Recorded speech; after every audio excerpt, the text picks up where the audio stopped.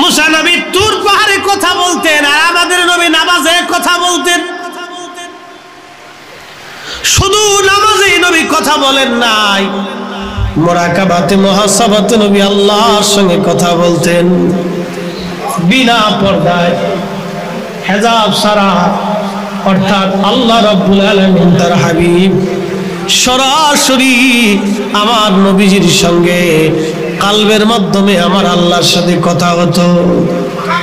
একবার জোরে বলা যাবে কি আল্লাহু আকবার।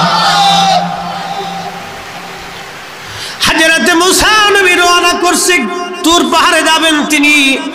ঠিক এমন সময় একদল হাঁস আইছে। হাঁস আমাদের দেশেও হাঁস আছে, মিশরেও হাঁস আছে, পৃথিবীর সব দেশে হাঁস আছে। হাঁসের দল এসে মুসা আলাইহিস সালামের চারপাশে ঘিরে ধরে দাঁড়াই গেলেন।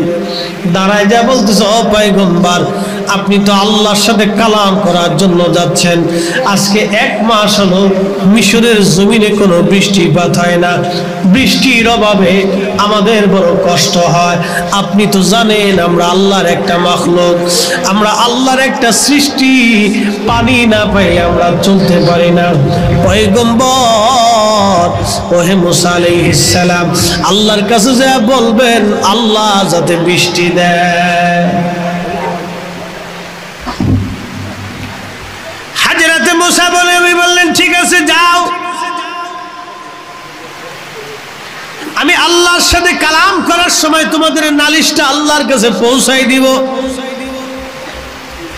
মুসা আলাইহিস সালাম রওনা করলেন। 3500 সিঁড়ি পেরিয়ে আল্লাহর পয়গম্বর আল্লাহর সাথে কালাম করার জন্য তুর পাহাড়ের চূড়ায় উঠলেন। কথা শুরু হয়ে গেল। আমার আল্লাহ একটা দুইটা না, 1,32,000 ভাষা দিয়ে আমার আল্লাহ মুসা নবীর সঙ্গে কথা বললেন। একবার জোরে বলা যাবে কি সুবহানাল্লাহ। 1,32,000 ভাষা দিয়ে আল্লাহ কথা বললেন। আচ্ছা বলেন, ভাষার স্রষ্টাকে? এই বাংলা ভাষা যিনি বানাইছেন তিনার নাম কি? জোরে কোন। হিন্দি ভাষা যিনি বানাইলেন তার নাম কি? আরবি ভাষা যিনি বানাইলেন তার নাম কি? আল্লাহর নবী মুসা নবীর সঙ্গে আল্লাহ পাক 1,32,000 ভাষা দিয়ে কথা বললেন। ডাক দিয়ে বলেন, মুসা কিছু বুঝো?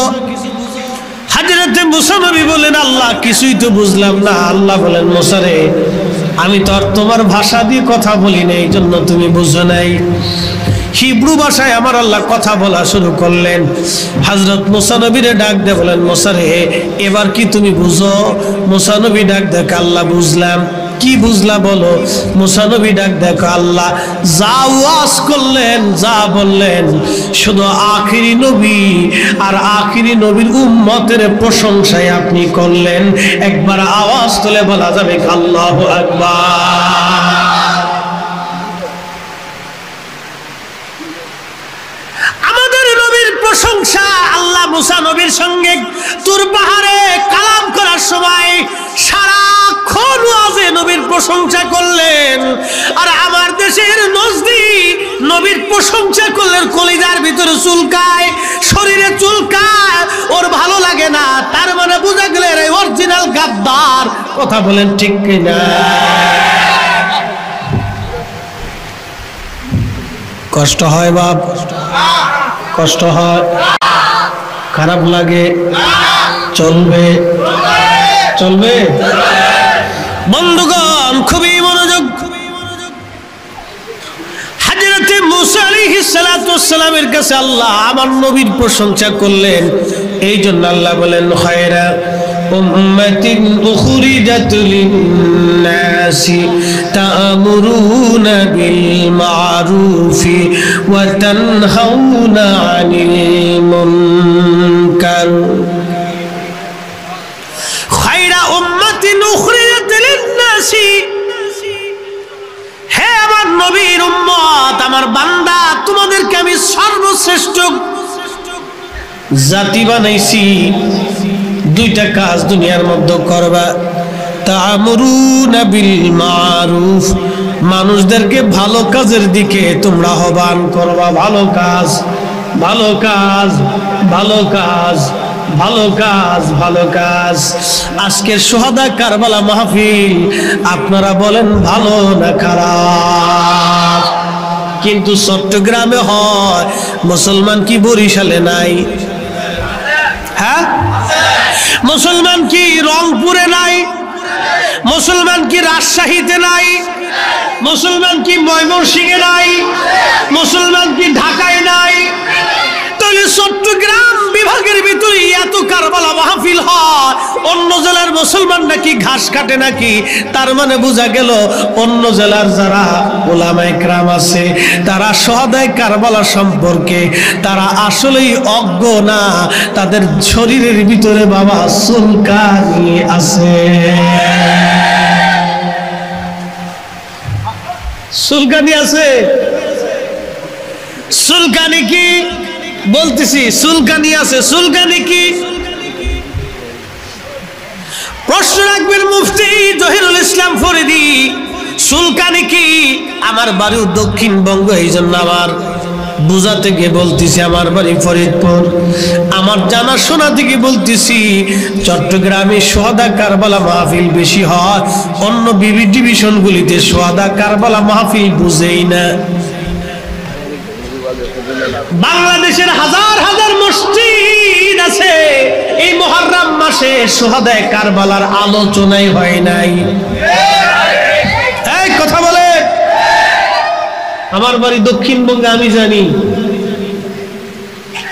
বাংলাদেশের হাজার হাজার মসজিদ আছে, যেই মসজিদগুলিতে এই মুহররম মাসে সোহাদায়ে কারবালার আলোচনায় হয় নাই। তার মানে কি বুঝলেন? যেই মসজিদগুলিতে আলোচনা হলো না, যে ইমাম আলোচনা করলো না, যে মুতল্লি আলোচনা করতে উদ্বুদ্ধ করলো না, যে মুসল্লিরা আলোচনা শুনতে ইমামকে চাপ প্রয়োগ করলো না, তার মানে বোঝা গেল সব কয়টাই অরিজিনাল নবীর দুশমন। কথা বলে বলেন ঠিক কিনা? নবীর দুশমন।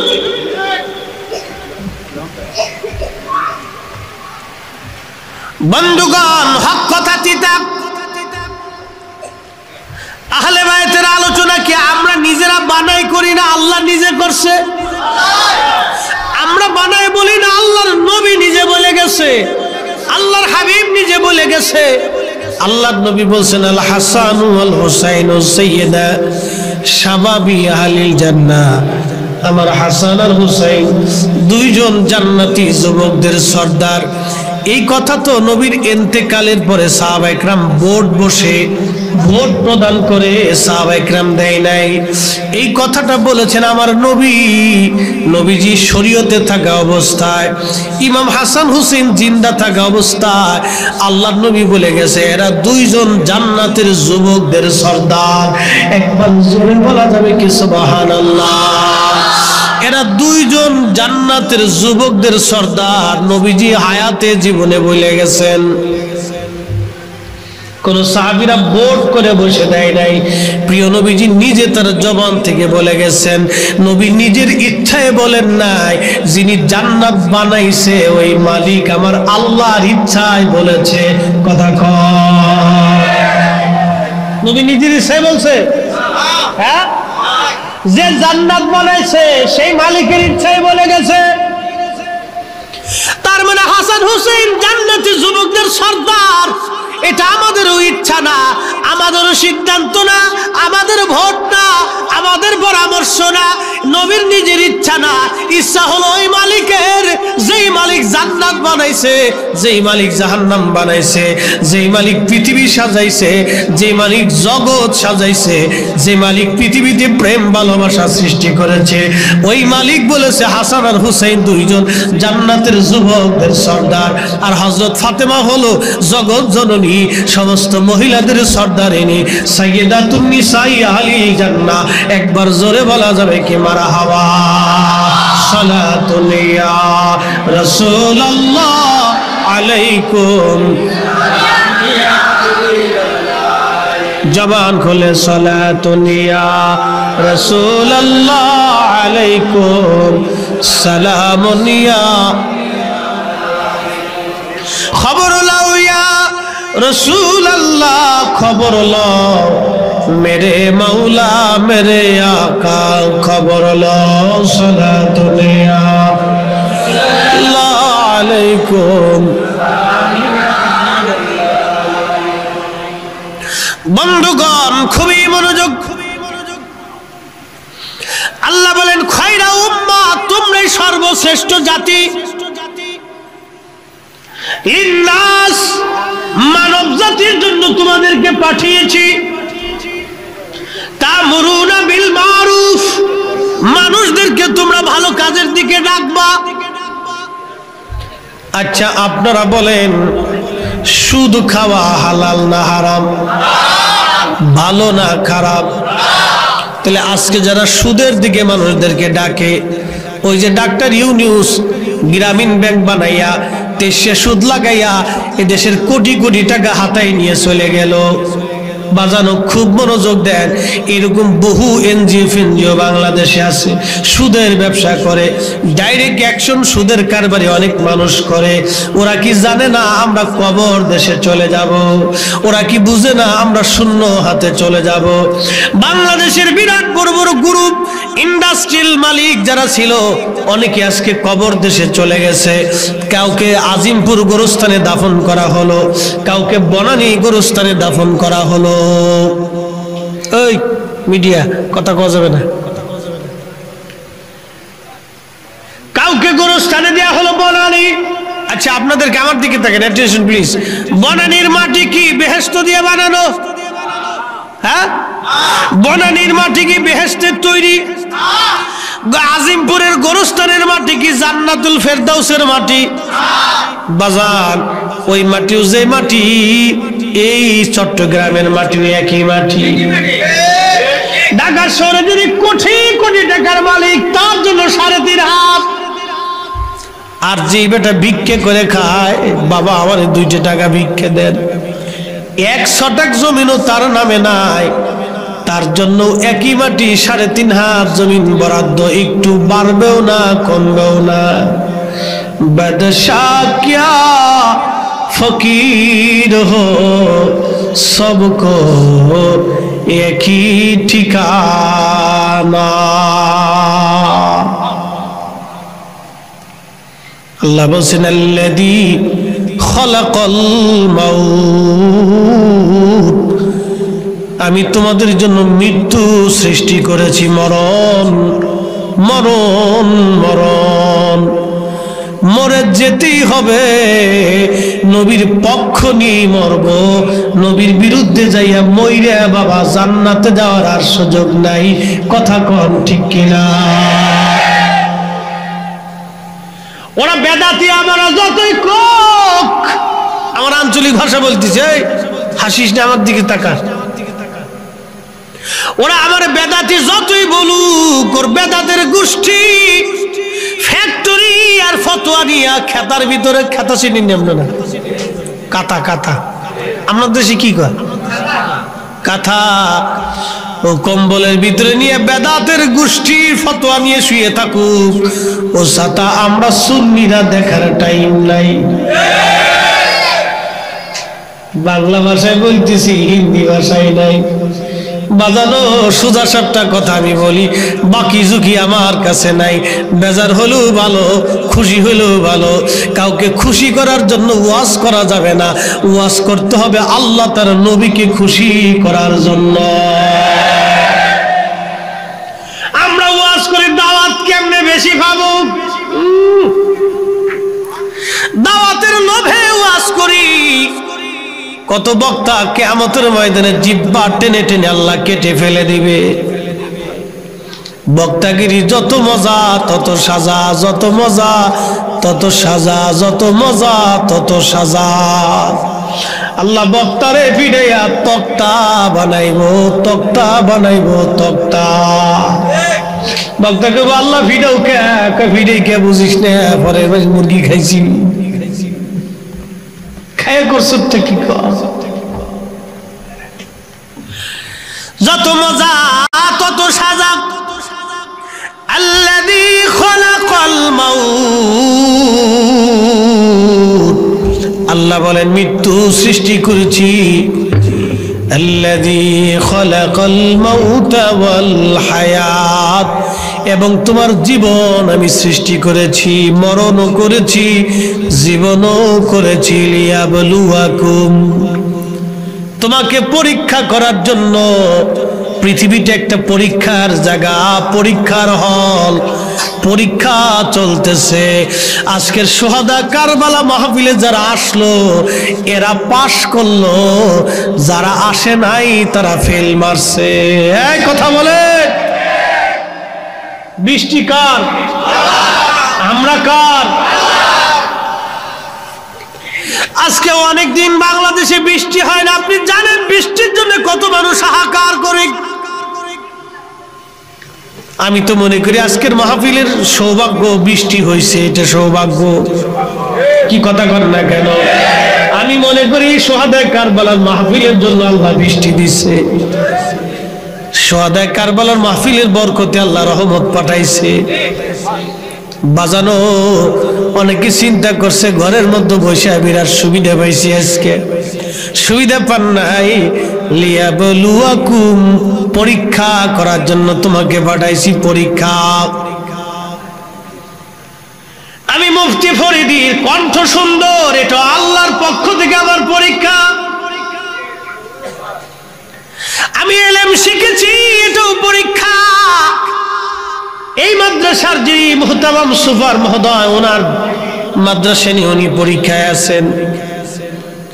এই সমাজের যিনি মাতব্বর প্রধান, তিনার জন্য এই মাতব্বরগিরি একটা পরীক্ষা।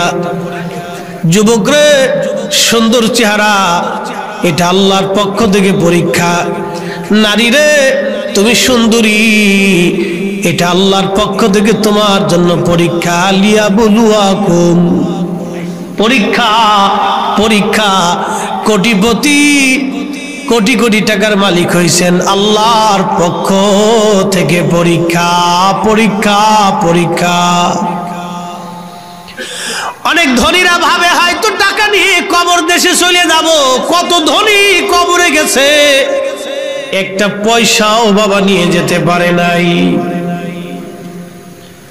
বাজান, এই চট্টগ্রামে এমনও কোটি কোটি টাকার মালিক আছে বাংলাদেশে, সারা 30 দিন যদি শুহাদা কারবালা মাহফিল করে তার কাছে কোনো ব্যাপার না, একাই করতে পারে, কিন্তু কপালে নাই। কি কথা কন না কেন?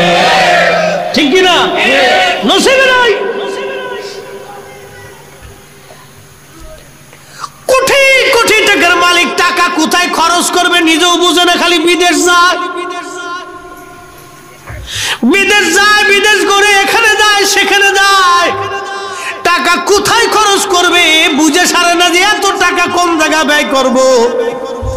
কিন্তু বাপরে, শুহাদায়ে কারবালার মাস চলে গেল। একটানা 30 দিন যদি মাহফিল করত, আল্লাহর কসম করে বলি তার জন্য কোনো ব্যাপারই না। কিন্তু নসিবে নাই, নসিবে নাই, নসিবে নাই, নসিবে নাই। কিন্তু এই কারবালার মাসে কত আশিক রাসূল চোখের পানি ফেলে দিয়ে দিন মজুর আর রিকশাওয়ালা, গরিব আর মধ্যবিত্ত, অভাবী, উলামার ফুদালা আর সাধারণ আবেদ বান্দারা চোখের পানি ফেলে ফেলে আল্লাহর নবীর আওলাদদেরকে রাজি খুশি করে মেহেশরের মাঠে নবীর আওলাদের গোলাম হইয়া তারা আল্লাহর জান্নাতে হাসতে হাসতে চলে যাবে। কথা বলেন ঠিক না বেঠে?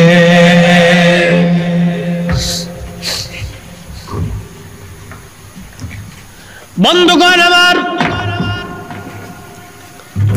হযরতে রাসূল করিম সাল্লাল্লাহু আলাইহি ওয়াসাল্লাম আল্লাহর দুনিয়ার ভিতরে, আল্লাহর সৃষ্টির ভিতরে, আল্লাহর সৃষ্টির ভিতরে সর্বশ্রেষ্ঠ ব্যক্তিত্ব তিনি। প্রিয় নবীজি হলেন সর্বশ্রেষ্ঠ। নবীর উপরে আর কোন নবী নাই, নবীর পরে আর কোন নবী নাই, নবীর উপরে আর কোন নবী নাই, নবীর পরে আর কোন নবী নাই। প্রিয় মুসলমান, খুব মনোযোগ দেন। আল্লাহ বলছেন তোমাদেরকে লিয়াবলুয়াকুম, পরীক্ষা করব। আইয়ুকুম আহসানু আমালা, কে ভালো আমল করো আমি আল্লাহ সেটা দেখব, আমি দেখব কে ভালো কাজ করো আমি আল্লাহ সেটা দেখব। খুব মনোযোগ দিয়ে। আমরা শুধু মনে করি মাথায় টুপি মাথায় দিয়ে রাস্তায় চলাটাই ভালো কাজ। না, খালি টুপি মাথায় দিয়ে রাস্তায় চলাই ভালো কাজ না। আমরা মনে করি শুধু জুব্বা গায়ে দিয়ে রাস্তায় হাঁটার নামই ভালো কাজ। আমরা শুধু মনে করলাম পাগড়ি মাথায় দিয়ে রাস্তায় চলার নামই ভালো কাজ। না, আল্লাহর নবী বলেছেন, উম্মত তোমার ডানে বামে সামনে পিছনে 40 ঘরের ভিতরে একজন আল্লাহর বান্দা যদি রাত্রিবেলা ক্ষুধা নিয়ে ঘুমায়, আর তুমি যদি উদর পূর্ণ করে রাত্রিবেলা ঘুমাও, তোমার নাম মুমিনের কাতারে লেখা হবে না, যদিও তুমি তাহাজ্জুদের নামাজ পড়ো না কেন। সহিহ মুসলিমের ভিতরে আসছে হযরত আবু হুরায়রা থেকে হাদিস, মাহশরের কঠিন মাঠে আল্লাহ ডাক দেবে, বান্দা আমি অসুস্থ ছিলাম তুমি আমার সেবা করো নাই। আল্লাহর বান্দা বলবে, ইয়া রাব্বুল আলামিন, আপনি তো রব্বুল আলামিন, সমস্ত জগতের রব, আপনি অসুস্থ হন কেমনে? আমি কি করে আপনার সেবা করব? আল্লাহ ডাক দিয়ে বলবে, বান্দারে তোমার বাড়ির পাশে গরিব মানুষ টাকার অভাবে চিকিৎসা হতে পারে নাই, তুমি যদি তার চিকিৎসা করাইতা, ওরে বান্দা, তাহলে তুমি আজকে আমারও পাইতা, আমি ক্ষুধার চিকিৎসা করান হয়ে যাইতো। একবার জোরে বলা যাবে কি সুবহানাল্লাহ? কষ্ট হইতেছে? আমার দেশের বহু ধনী আছে, প্রত্যেক বছরে 2-3 বার মক্কা মদিনায় যায় সওয়াবের আশায়, বিরাট বড় নেকি। কিছু ভাইরা তো গাট্টি বুক চালিয়ে খালি চিল্লায় ধরাইতেছে, বিরাট বড় সওয়াব। বন্ধু আমার, খুব মনোযোগ দিয়ে, খুব মনোযোগ দিয়ে, বিরাট বড় সওয়াবের আশা আমরা বিভিন্ন জায়গায় দৌড়াইতেছি। বাজানো মক্কা মদিনায় যায় বারবার। আমি যখন মদিনাতে গেলাম, এক চাচারে দেখি, বললাম, কাকু কতবার আসছেন? বলে 8 বার। জিজ্ঞেস করলাম, কাকা মরার আগে কি আবার আসবেন? নিয়ত আছে আবারও আসবো। অ্যাটেনশন, আমার দিকে কথাগুলি শুনবেন।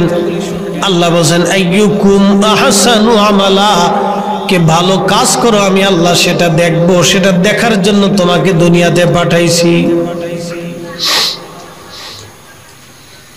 এই যে ভিতরে ফরিদি সাহেব কথা বলতেছে, এটা তো মাত্র বডি, এই ভিতরে চলে গেলে এটা পড়ে থাকবে, এটার আর কোনো শক্তি নাই।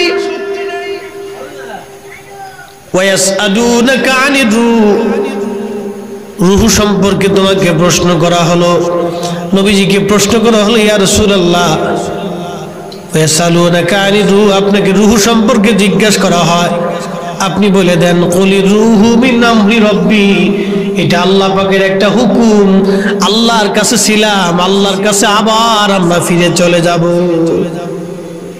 আবার যেতে হবে কেন? ছিলাম আল্লাহর কাছে, আসছি দুনিয়াতে, চলে যাব আল্লাহর কাছে। মাঝখানে পরীক্ষা, পরীক্ষা, পরীক্ষা। লিয়াবলুয়াকুম আইয়ুকুম আহসানু আমালা, বান্দা পরীক্ষা, পরীক্ষা, পরীক্ষা, পরীক্ষা, পরীক্ষা। জিন্দেগি তোর যাইরে ফাঁকি দিয়া রে সোনার আদম, জিন্দেগি তো যায় ফাঁকি দিয়া। ও বাদামুরি পাক ধরিয়া গেছে দাড়ি, দন্ত আছে গোটা চারি, সমন জারি গিয়াছে করিয়ার সোনার জিন্দেগি তো যায় ফাঁকি দিয়া।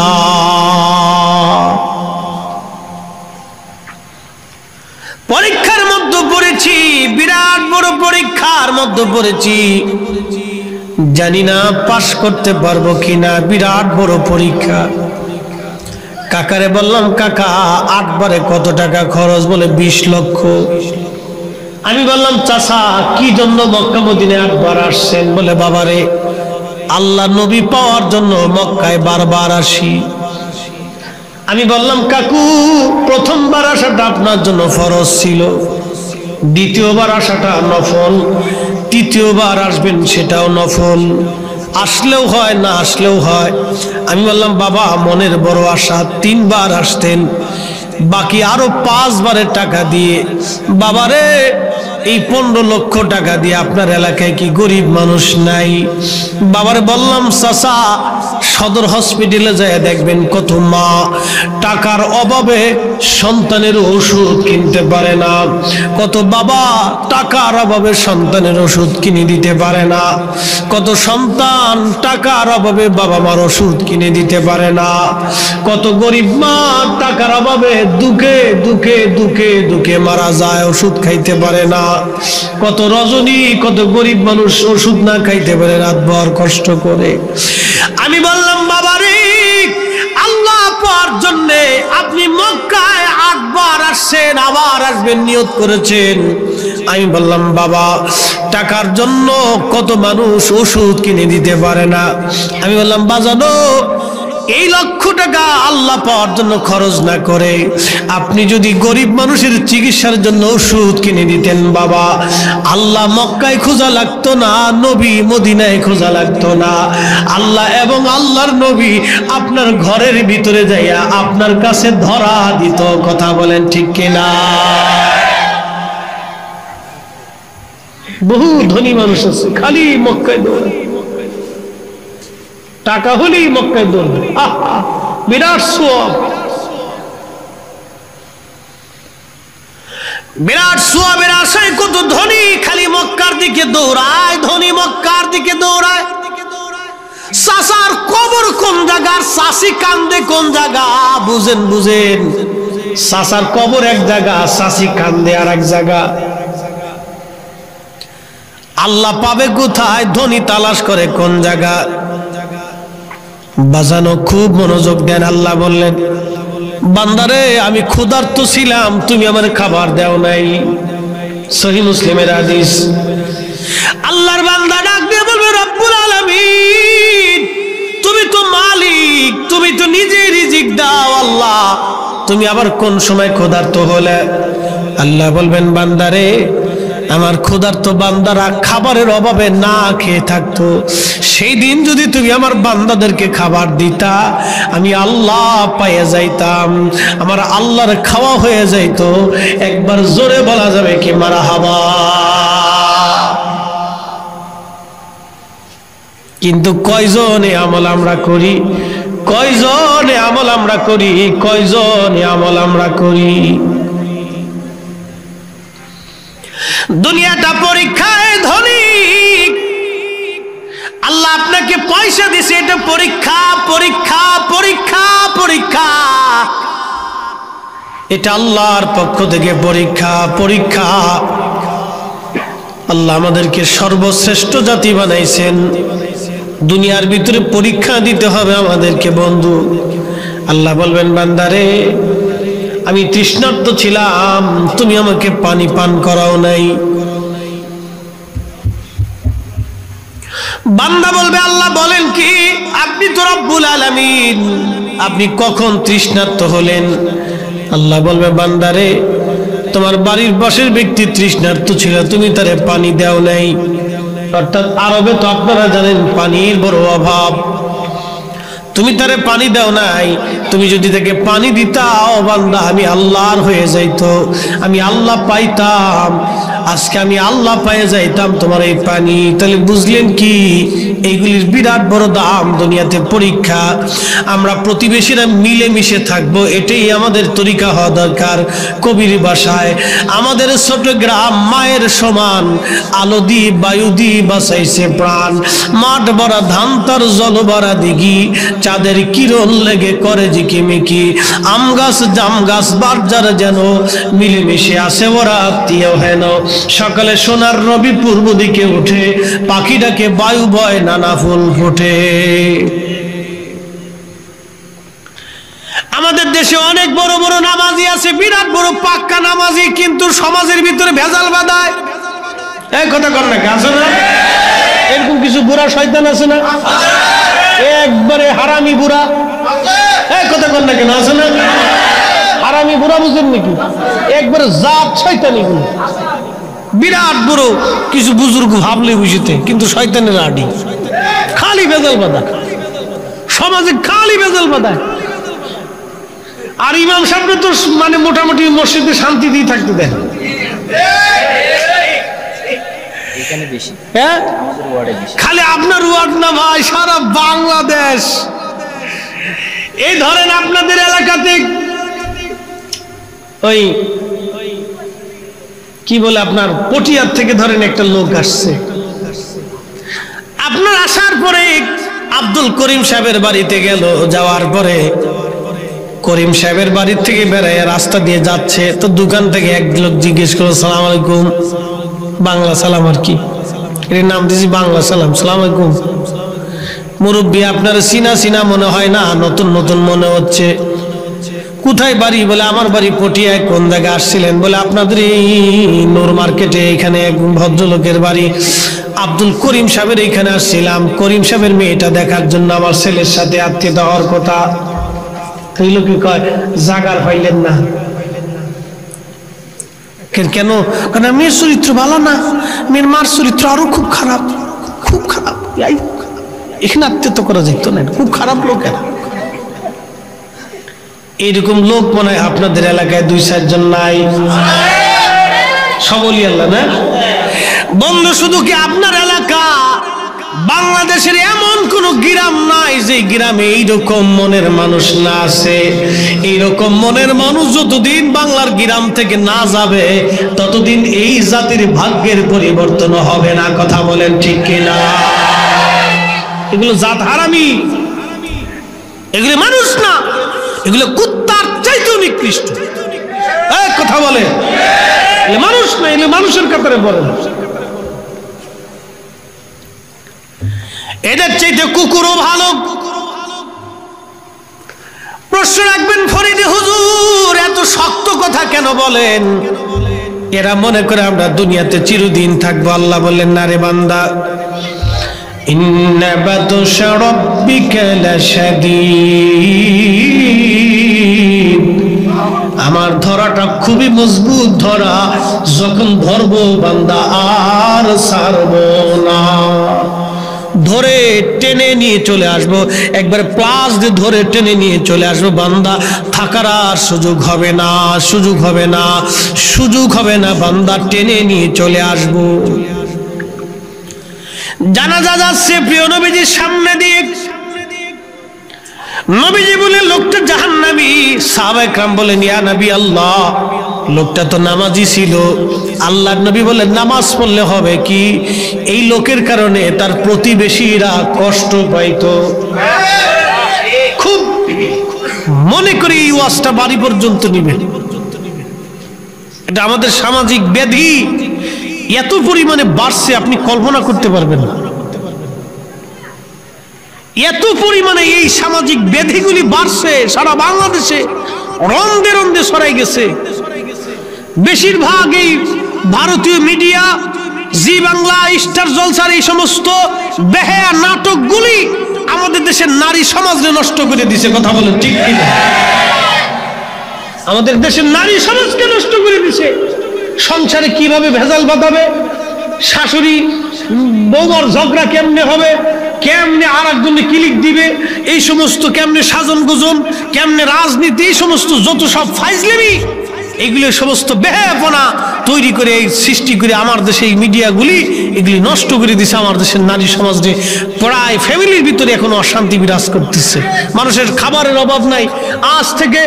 আজ থেকে 20 বছর আগে এদেশের 80% মানুষ 3 বেলা পেট ভরে খাইতে পারে নাই। এখন প্রত্যেক ভিক্ষুক যে তার ঘরেও 3 বেলা খাবার থাকে, কি কথা বলেন না? কিন্তু তারপরে ফ্যামিলির ভিতরে অশান্তি। সেই সামাজিক ব্যাধি আমাদের দেশে এত পরিমাণে বাড়ছে। খুবই মনোযোগ দেন। আল্লাহর নবী বললেন সাহাবীরা এসে নামাজি হতে পারে, কিন্তু তার কারণে প্রতিবেশীরা কষ্ট পাইতো, এই জন্য সেই লোকটা জাহান্নামী। আর একটা জানাজা যাচ্ছে, নবী বললেন জান্নাতি এই নারী। সাহাবীরা বলেন ইয়া রাসূলুল্লাহ সে আমলে দুর্বল ছিল। আল্লাহর নবী বলেন আমলে দুর্বল হলে কি হবে? এই মহিলার দ্বারা তার প্রতিবেশীরা শান্তি পাইতো, কষ্ট পাইতো না। এজন্য আল্লাহ তাকে জান্নাতি জান্নাতি জান্নাতি বানাইছে। একবার আওয়াজ তুলে বলা যাবে কি সুবহানাল্লাহ?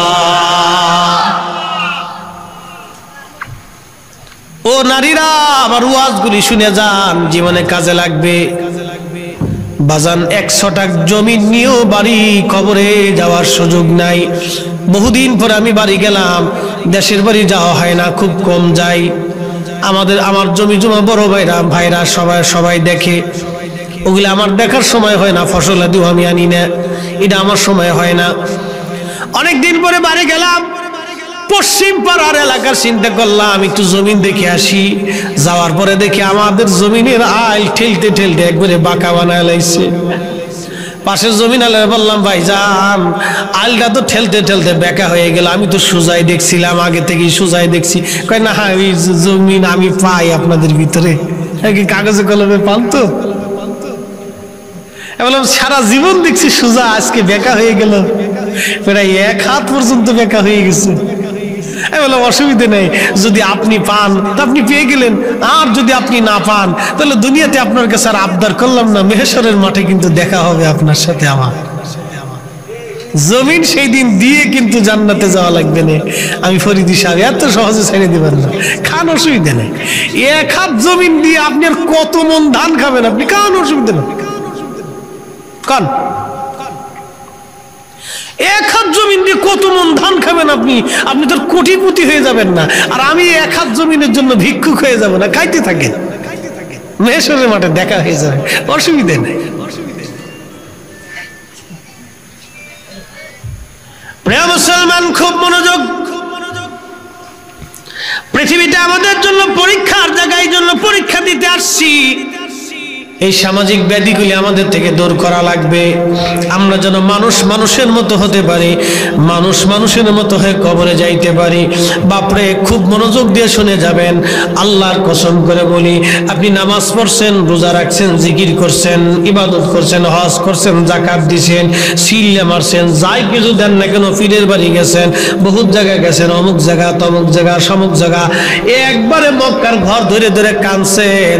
কিন্তু আল্লাহর কসম, ভাইয়ের হক যদি নষ্ট করেন, মায়ের হক যদি নষ্ট করেন, বাবার হক যদি নষ্ট করেন, এতিমের হক যদি নষ্ট করেন, প্রতিবেশীর হক যদি নষ্ট করেন, আল্লাহর কসম করে বলি ওই হক না মিটানো পর্যন্ত আল্লাহর ঘর ধরে কানলেও আল্লাহ জান্নাত দেবে না।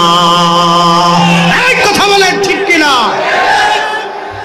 আমার বসুন্ধরায় কোটি কোটি টাকার মালিক, বিরাট বড় বড় বাড়ি, দাড়ি সাদা, জুব্বা সাদা, লুঙ্গি সাদা, স্যান্ডেল সাদা, জায়নামাজ সাদা, পাগড়ি সাদা, দাড়ি সাদা, নিজে সাদা, বাড়ি সাদা, গাড়ি সাদা, সব সাদা।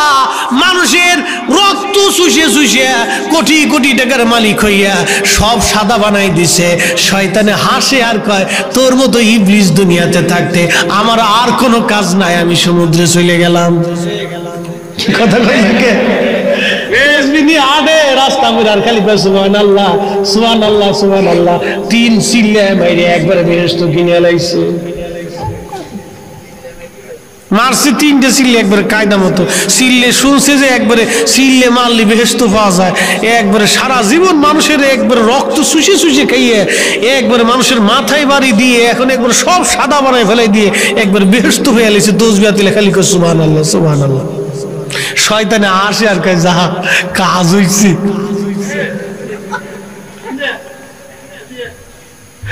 শয়তানে আসে আর কয় কাজ হইছে রে, তোর মতো ইবলিস থাকতে দুনিয়াতে আমার আর কোনো কাজ নাই, যা।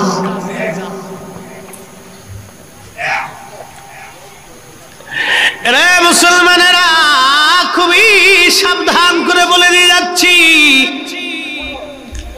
এগুলি আমাদের বুঝার দরকার। সামাজিক ব্যাধি দিন দিন দিন দিন বাড়তেছে, এই জন্য সমাজে নিজেরা মিলেমিশে চলবেন। একজনের অভাবে অনটনের দুঃখে আর একজনের শরীক হতে হয়। আল্লাহর নবীর নিয়ম ছিল এইগুলি, তরিকা ছিল এইগুলি। আল্লাহর নবী প্রতিবেশীর খোঁজ খবর নিয়ে রাত্রিবেলা খাবার খাইতেন। আমাদের দায়িত্ব, যদি বলেন হুজুর আমি নবীর উম্মত, তাহলে আপনাকে এই কাজগুলি করা দরকার, প্রিয় নবীর এই আদর্শগুলি বুকে ধারণ করা দরকার। এই জন্য আমরা শুধু মসজিদে এসে নামাজ পড়েই চলে যাব না, আমাদের আরো দায়িত্ব আছে। সমাজ নিয়ে দায়িত্ব, পরিবার নিয়ে দায়িত্ব, এলাকা নিয়ে দায়িত্ব। এই দায়িত্ব আমাদের পালন করা দরকার। বাপ, দুনিয়া থেকে আমরা চলে যাব, অল্প দিনের জন্য পৃথিবীর মধ্যে আসছি, দুনিয়া থেকে চলে যাব, দুনিয়া থেকে চলে যাব, দুনিয়া থেকে চলে যাব। মরণের পরে যখন তিনজন ব্যক্তি বলবে হায় লোকটা কত না ভালো ছিল, আল্লাহর নবী বলতেছেন সঙ্গে সঙ্গে বান্দার জীবনের গুনাহ মাফ করে দিয়ে আমার আল্লাহ তাকে জান্নাতি বানায় দেয়। সুবহানাল্লাহ জোরে বলবেন না? আর যখন লোকেরা মরণের পরে কবরে নেওয়ার সময় না লোকটা খুব খারাপ ছিল, মরছে ভালো হয়েছে, এই কথা বলতে দেরি হয়, আল্লাহ রাসূল বলেন কবুল হইতে দেরি হয় না, সঙ্গে সঙ্গে আল্লাহ তাকে জাহান্নামী বানায় দেয়। তাহলে মানুষ যাতে আমাকে খারাপ না বলে সেই কাজ দুনিয়া থেকে করে যাওয়া লাগবে। মানুষ যাতে আমাকে ভালো বলে সেই কাজ দুনিয়া থেকে করে যাওয়া লাগবে। কারণ মানুষের সাক্ষী বড় দামি, বড় দামি, বড় দামি। পৃথিবী থেকে চলে যাওয়া লাগবে। যদি তাই হয় তাহলে অবশ্যই আমাদেরকে দুনিয়ার ভিতর থেকে কিছু ভালো কাজ করে যাওয়া লাগবে। বন্ধু আমার, খুবই মনোযোগ। প্রিয় নবীজির দরবারে একজন মহিলা আসছে। মহিলা আসার পরে আল্লাহর নবী ঘরে নাই, আম্মা জান আয়েশা সিদ্দিকা ঘরের মধ্যে। মহিলা এসে বললেন, ওগো মা জননী, আমার দুইটা এতিম বাচ্চায়, দুইটা মেয়ে সন্তান, বাবা মারা গেছে, আমি গরিব মানুষ, মা ঘরের মধ্যে আজকে 3 দিন কোনো খাবার নাই। আম্মা জান কিছু যদি থাকে আমাকে খাবার দিতে পারেন, আমার বাচ্চারা ক্ষুধার্ত। আম্মা জান আয়েশা সিদ্দিকার দিলে মায়া লাগলো। মায়া লাগার পরে আম্মা জানের ঘরের মধ্যে 3টা খেজুর ছিল। ওই 3টে খেজুর প্রিয় নবীজির জন্য দুপুরের খাবারের জন্য বরাদ্দ রাখা ছিল। অ্যাটেনশন, যিনি রাহমাতুল লিল আলামিন, সমস্ত জগতের রহমত, যিনি হাবিবুল্লাহ, আল্লাহর বন্ধু, যিনি সাহেবে মাকামে মাহমুদ, যিনি হাউজে কাউসারের সাহিব, সাহেবে জান্নাত, সাইয়্যিদুল কাউনাইন ওয়াস সাকালাইন, 2 জগতের বাদশা যিনি, তার দুপুর বেলা মাত্র 3টে খেজুর বরাদ্দ দেওয়া। চিন্তা করলে কি অবাক হওয়ার বিষয় না? মাত্র 3টে খেজুর। আম্মা জান আয়েশা সিদ্দিকা রাদিয়াল্লাহু আনহা 3টে খেজুর জমা রাখছিলেন। গরিব মানুষ এসে বলল, মা বাচ্চা দুটি ক্ষুধার্ত, কিছু থাকলে খাবার দেন। আম্মা জান আয়েশা সিদ্দিকা 3টে খেজুর ওই মহিলার হাতে দিয়ে দিলেন। একবার জোরে বলা যাবে কি মারহাবা? ও নারী, নারী রে, নারী সমাজ, মাইকের আওয়াজ যত দূর পর্যন্ত যায়, ও মা, ও বোনেরা, আম্মা জান আয়েশা সিদ্দিকা থেকে চরিত্র নাও, আম্মা জান আয়েশা সিদ্দিকা থেকে চরিত্র নাও। আল্লাহর কসম, হাসতে হাসতে জান্নাতে যাইবারে মা। যখন 3টে খেজুর দিয়ে দিলেন, 3টে খেজুর দেওয়ার পরে প্রিয় নবীজি ঘরে আসলেন। আসার পরে বললেন, আয়েশা রে, ঘরের মধ্যে কি কোনো খাবার আছে? ক্ষুধা লাগছে, দুপুরবেলা কিছু খাবার থাকলে দাও। আম্মা জান এসে বলেন, ইয়া রাসূলুল্লাহ, আপনার জন্য 3টা খেজুর আমি বরাদ্দ রেখেছিলাম, কিন্তু ওই 3টি খেজুর একজন মহিলা তার 2টা কন্যা সন্তান নিয়ে আমার কাছে আসছে, তারা এতিম। ইয়া রাসূলুল্লাহ, আমার কাছে সে খাবারের আবদার করার পরে নবীকে আমার বড় মায়া লাগছে। হুজুর, 3টা খেজুর আমি মহিলাকে দিয়ে দিয়েছি। আল্লাহর নবী মুস্কি হাসি দিয়ে বলেন, আয়েশা রে, খুবই চমৎকার, ভালো কাজ করেছো। একবার জোরে বলা যাবে কি মারহাবা। নিজের ক্ষুধাটাকে বরণ করে নিয়ে উম্মতকে যিনি শিক্ষা দিয়ে গেলেন তিনি রাহমাতুল লিল আলামিন। হায়রে, আমরা সেই উম্মত হইয়া উম্মতের কি করলাম, আমরা সেই উম্মত হইয়া নবীর জন্য কি করলাম, আমরা সেই উম্মত হইয়া নবীর প্রেমে কি করলাম, করলাম কি। খুবই মনোযোগ দেন। আম্মা জান আয়েশা সিদ্দিকা বলেন, ইয়া রাসূলুল্লাহ, আরো আশ্চর্য একটু কথা আছে, বলো আয়েশা কি? আম্মা জান ডেকে বলেন, ইয়া নবী আল্লাহ, আশ্চর্য হলো, আমি মহিলাকে 3টে খেজুর দিলাম, 2টা খেজুর তার 2টা এতিম মেয়ে বাচ্চাকে দিয়ে দিল। 2 বাচ্চা ক্ষুধার যন্ত্রণায় খেজুর 2টা খুব তাড়াতাড়ি খেয়ে ফেললো। মায়ের হাতের মধ্যে একটা খেজুর ছিল। ইয়া রাসূলুল্লাহ, ইয়া হাবিবাল্লাহ, আমি দেখলাম ওই বাচ্চারা মায়ের হাত থেকে খেজুর নিয়ে কারাকারি করতেছিল। মা খেজুরের মাঝখান থেকে কেটে 2টা ভাগ করে 2টা সন্তানকে দিল। মা নিজে খাইল না, সন্তানদেরকে সমান ভাগে ভাগ করে দিল। একবার জোরে বলা যাবে কি মারহাবা। ইন্না মা যদি মা বুঝতে চান তাহলে একটা গাভীর দিকে তাকান। গাভীর যখন বাচ্চা হয়, বাচ্চা হয়ে যাওয়ার পরে এই গাভীর বাচ্চাটাকে আপনি কোলে নেন, কোলে নিয়ে সারা এই অঞ্চলের সারা এলাকা দিয়ে আপনি ঘুরেন। এই অঞ্চলের সারা এলাকায় ঘুরেন, সাতকানিয়ার সারা থানাও যদি আপনি ঘুরেন, গাভীর গলার রশি যদি আপনি কেটে দেন, ওই গাভী আপনার পিছু ছাড়বে না, ও না খেয়ে থাকবে কিন্তু পিছু ছাড়বে না, কারণ গাভীর বাচ্চাটা আপনার কোলের মধ্যে। একটা গাভী থেকে বুঝে যান, এই গাভীটা জানে এই বাচ্চা বড় হইলে সে চলে যাবে, সে আমাকে কোনোদিন খাবার দিবে না। তারপরে ওই মা গাভী বাচ্চার মহাব্বতে পড়ে মালিকের পিছন পিছন হাঁটে, বাচ্চারে চুমা দেয়, বাচ্চারে চাটতে থাকে। এখান থেকে একটা মা চিনে যান, এর নাম মা। আপনারা যদি আরো দেখেন তাহলে পাখির বাসার দিকে আপনি তাকান। 4টা পাখি, ছোট্ট বাচ্চারে একটা মা পাখি সমান তালে খাবার এনে খাওয়ায়, নিজে খায় না, মা পাখি বাচ্চার মুখের ভিতরে খাবার দেয়। বুঝে যান মা কি জিনিস, যুবক, মা কি জিনিস বুঝে যাও। ওই মা পাখিটা বাচ্চা পাখিদের মুখের ভিতরে খাবার এনে দেয়। যদি কেউ ওই বাচ্চা পাখিরে ধরতে যায়, মা পাখি কিচির মিচির করে কামড় দিতে আসে, ধরতে আসে, থাবা দিতে আসে। ওগো মা, তুমি এ ধরনের শ্রেষ্ঠ নিয়ামত, তোমারই পদ তলে রয়েছে। গো মা, তুমি এ ধরনের শ্রেষ্ঠ নিয়ামত, তোমারই পদ তলে রয়েছে জান্নাত। এখান থেকে মা চিনে যান, যুবক, মা চিনে যাও।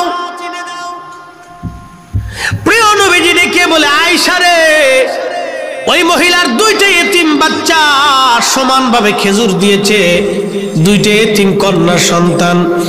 আয়েশা রে, একটা কথা শুনে যাও, আমার কোন উম্মত যদি 2টা মেয়ে থাকে আর 2টা মেয়েকে যদি সমান চোখে দেখে, আমি নবী বললাম জান্নাতের ভিতরে এইভাবে আমি আর আমার উম্মত থাকবো, জান্নাতের ভিতরে এইভাবে থাকবো।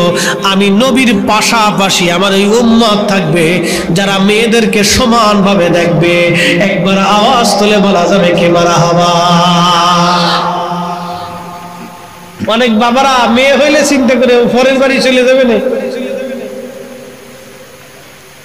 ও পরের বাড়ি চলে যাবে, দরকারটা কি এত? অনেক বাপ আছে নিজের সম্পদ মেয়েদেরকে থেকে বঞ্চিত করে, বহু আছে। এই বাপকে কায়দা মতো জুতা দিয়ে পিটানোর দরকার। আমি ফরিদপুরের মানুষ, সোজা বাংলা হিসাবে কথা বলি। সমান তালে পাইলে আমি সুন্দর মতো কইসে মেরে দিতাম, কারণ মারার অভ্যাস আমার বহুত আছে।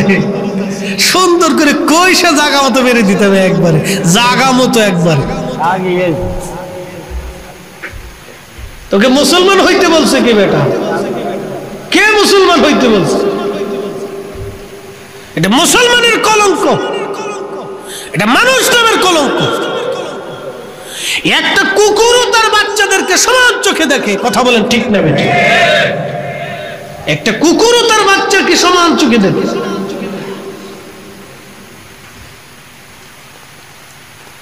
প্রিয় মুসলমানেরা, শক্ত কথা বলা জরুরি।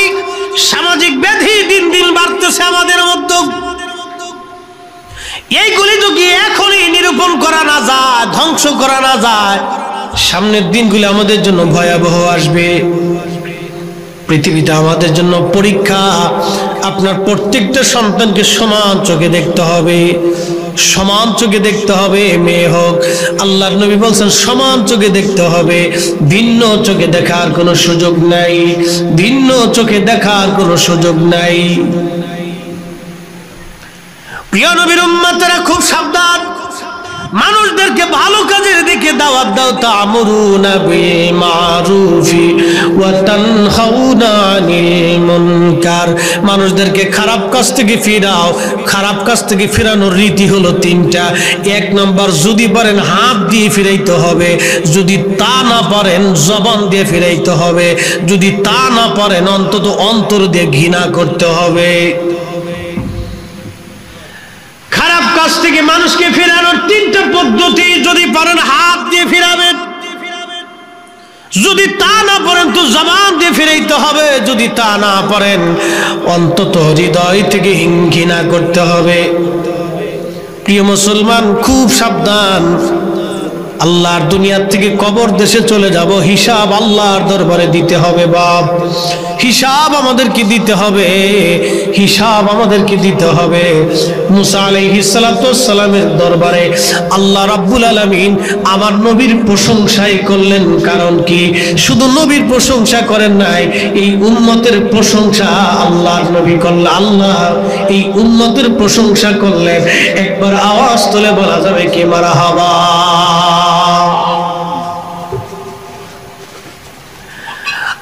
মুসলমানের আরে খুবই মনোযোগ। এরপরে আল্লাহ রাব্বুল আলামিন মুসা নবীর সঙ্গে কথা বললেন। মুসা আলাইহিস সালাতু ওয়াস সালাম বলেন, আল্লাহ কিছু হাঁস তোমার দরবারে একটা দরখাস্ত দিয়েছে। বলে কি দরখাস্ত? প্রথম দরখাস্ত, আল্লাহ তারা আজকে 3 মাস হলো, 1 মাস হলো কোনো বৃষ্টি নাই, বৃষ্টির অভাবে তাদের কষ্ট হয়। ওগো আল্লাহ, তুমি তাদের জন্য বৃষ্টি দাও। আল্লাহ রাব্বুল আলামিন ডাক দিয়ে বললেন, মুসা রে, আমি আল্লাহর বাজেটে মিশরের জমিনে আগামী 1 মাসের জন্য কোনো বৃষ্টি বাজেটে নাই। অ্যাটেনশন আমার দিকে, খুব মনোযোগ। ওই যে মুসা আলাইহিস সালাম বলতেছে, আল্লাহ কিছু হাঁস তোমার কাছে দরখাস্ত করছে, আল্লাহ তুমি তাদের জন্য বৃষ্টি পাঠাও। বৃষ্টি না হওয়ার কারণে তাদের খুব কষ্ট হচ্ছে। আল্লাহ বললেন, আরে মুসা, মিশরের জন্য আগামী 1 মাসে আমি আল্লাহর পক্ষ থেকে কোনো বৃষ্টি বাজেটে নাই। মানুষ সৃষ্টি করার 50,000 বছর আগে আল্লাহ তকদির বানাইছে। আমাকে সৃষ্টি করার আগে 50,000 বছর আগে আল্লাহ তকদির সৃষ্টি করে এই সাতকা নিয়ে আপনাদের এলাকায় আমি ভাত খাবো, এইখানে বয়ান করব। আল্লাহ আমাকে সৃষ্টি করার 50,000 বছর আগে আল্লাহ লিখে রাখছে। একবার জোরে বলা যাবে কি সুবহানাল্লাহ? মালিক কে? আল্লাহ। জোরে বলেন। আল্লাহ। কেউ ইচ্ছা করলে ধনী হইতে পারে? কেউ ইচ্ছা করলে গরিব হইতে পারে? কেউ ইচ্ছা করলে কি রাষ্ট্রপতি হতে পারে? কেউ ইচ্ছা করলে কি ডিসি হইতে পারে? পারে না। আল্লাহর আসমানে বাজেট হইছে, আল্লাহর আসমানে বাজেট, এই বাজেটের বাহিরে যাওয়ার আমাদের সুযোগ নাই। মুসা আলাইহিস সালাম ফিরে চলে আসলেন, হাসের দল মুসাকে ঘিরে ধরে বলেন, পয়গম্বর মুসা আলাইহিস সালাম, আল্লাহ কি বলল? মুসা নবী ডাক দেখা আসছে, আল্লাহ বলে দিয়েছে আগামী 1 মাসের জন্য আল্লাহ তোমাদের জন্য কোনো বৃষ্টি বাজেট করে নাই। হাসের দল জিকির করতে লাগলো, আলহামদুলিল্লাহি রাব্বিল আলামিন। সবাই পড়েন আলহামদুলিল্লাহি রাব্বিল আলামিন। আবার পড়েন আলহামদুলিল্লাহি রাব্বিল আলামিন, আলহামদুলিল্লাহি রাব্বিল আলামিন।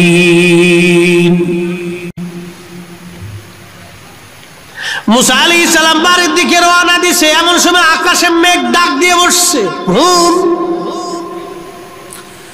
গ্রুম গ্রুম করে মেঘে ডাক মেরে দিছে।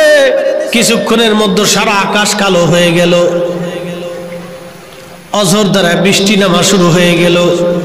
বৃষ্টি নামতে নামতে নামতে নামতে হাঁটু পর্যন্ত পানি বেঁধে গেল। একবার জোরে কোন সুবহানাল্লাহ। ওই হাঁটু পানিতে শ্বাসেরা সাতরায় সাতরায়া মুসা আলাইহিস সালামের কাছে এসে বলে, ও মুসা, তুমি না বললা বৃষ্টি হবে না, কিন্তু বৃষ্টি দিয়ে তো আল্লাহ হাঁটু পর্যন্ত পানি দিয়ে দিল, কারণ কি বুঝলাম না। হাস মুসা আলাইহিস সালামকে আসছে, আল্লাহর সাথে কথা বলে দেখি আল্লাহ কেন এই কাজ করলো। আমারও তো বললো বৃষ্টি হবে না, এখন বৃষ্টি দিয়ে আল্লাহ আমার স্মরণ দিল, কারণ কি? আল্লাহু আকবার কোন, আর জোরে বলেন আল্লাহু আকবার। হযরতে মুসা আলাইহিস সালাম তুর পাহাড়ে আবার আল্লাহ কল্লাটা কি হাসের সামনে আমার লজ্জা শরম দিল। আল্লাহ আল্লাহ বলেন, কি হয়েছে মুসা? বলে, আল্লাহ তুমি না বললা আগামী 1 মাসের মধ্যে কোনো বৃষ্টি নাই? বলে, হ্যাঁ কথা তো সত্য, বাজেটে ছিল না, কিন্তু বৃষ্টি দিয়ে গিরা পর্যন্ত ভরে দিলা, কারণ কি? আল্লাহ ডাক দেখায়, মুসারে একটা জবাব কি দিবা? বলো আল্লাহ কি জবাব? বলে, মুসারে যখন হাসেরা তুমি যখন বললা আগামী 1 মাসের মধ্যে কোনো বৃষ্টি হবে না, তখন হাসেরা কি পড়েছিল? মুসা নবীকে আল্লাহ তখন বলেছিল আলহামদুলিল্লাহি রাব্বিল আলামিন।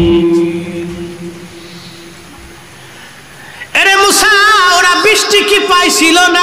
না পাই নাই। আমি কি বলছি? বলে আগামী 1 মাসে বাজেটে নাই। যারা পাইলো না, বাজেটে নাই, শোনার পরেও ওই মাখলুকরা আমি আল্লাহ শুকর আদায় করলো।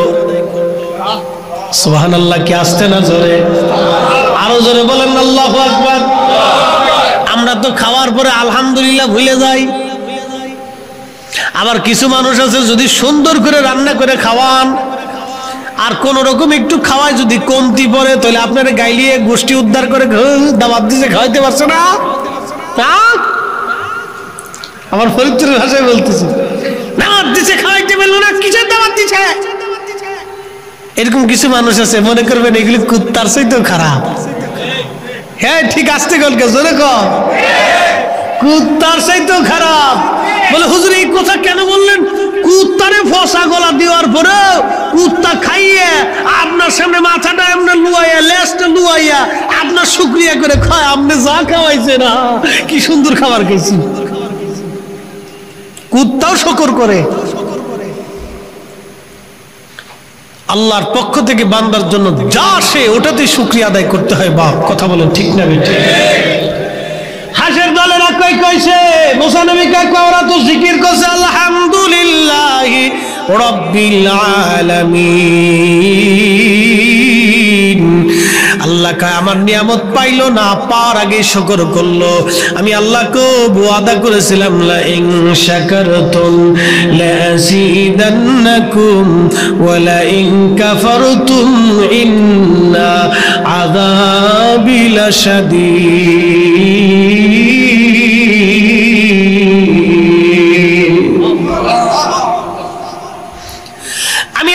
শুকর যে ব্যক্তি করে আমি আল্লাহ তার নিয়ামত বাড়ায়া দেই। মারহাবা কর। নিয়ামত কি করি? বাড়াই দেই। ফাযকুরুনি আযকুরুকুম ওয়াশকুরুলি ওয়ালা তাকফুরুন।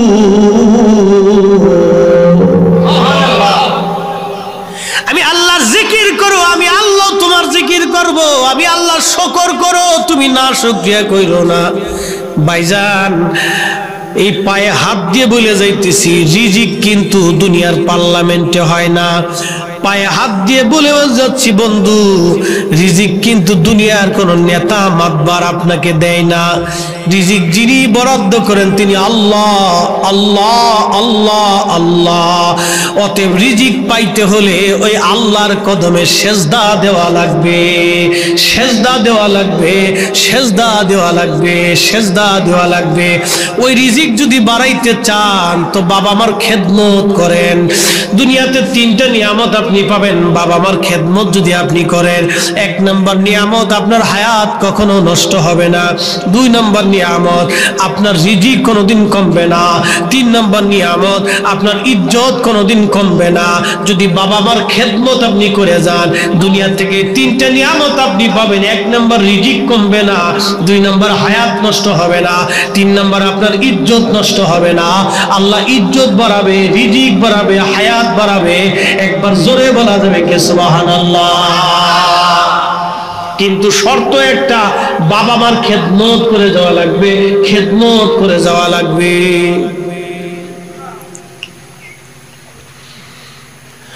ওরে মুসলমান, খুবই মনোযোগ। মুসারে নিয়ামত পাই নাই, পাওয়ার আগে যারা আমার শুকর করতেছে, মুসা আমি আল্লাহর ওয়াদা, কেউ যদি আমার শুকর করে আমি আল্লাহ তার নিয়ামত বাড়াইয়া দেই। ওরা যখন আলহামদুলিল্লাহ জিকির করলো, আমি আল্লাহর রহমতের দরিয়ায় ঢেউ খেলা শুরু হলো। আল্লাহু আকবার। আরে একসাথে জোরে বলেন আল্লাহু আকবার। রিজিকের মালিক জোরে বলেন, হায়াতের মালিক, হায়াতের মালিক, ইজ্জতের মালিক। ভালো কাজের আগে বিসমিল্লাহ, ভালো কাজের আগে জোরে বলেন, ভালো কাজের আগে, ওযুর আগে, খাওয়ার আগে, বিড়ি টানার আগে।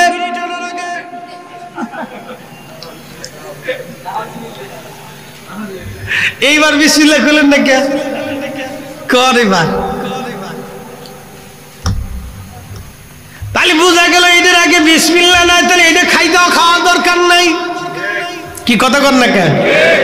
পয়সাও বেঁচে যাবে, স্বাস্থ্য বেঁচে যাবে, টাকাও বেঁচে যাবে, স্বাস্থ্য বেঁচে যাবে।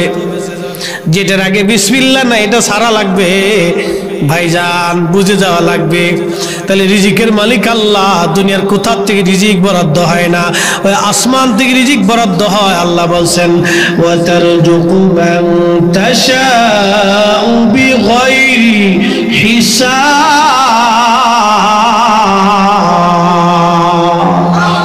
আমি যাকে খুশি অগণিত বিগয়রি হিসাব, হিসাব ছাড়া আমি আল্লাহ রিজিক দেই।